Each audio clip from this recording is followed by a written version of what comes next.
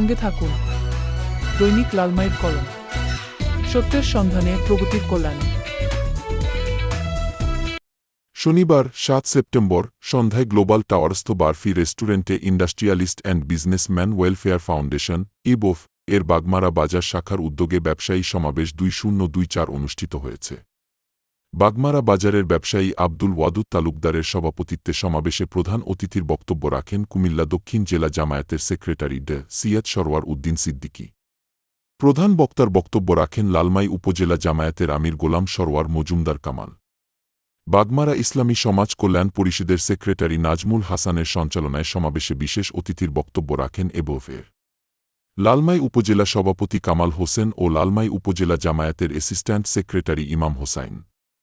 সমাবেশে উপস্থিত ছিলেন ব্যবসায়ী নজরুল ইসলাম খোকন, ডেন্টিস্ট মফিজুল ইসলাম, ডাক্তার কাউছার আহমেদ জুয়েল, ডাক্তার রবিউল আলম প্রমুখ। তথ্য দৈনিক লালমাইয়ের কলম।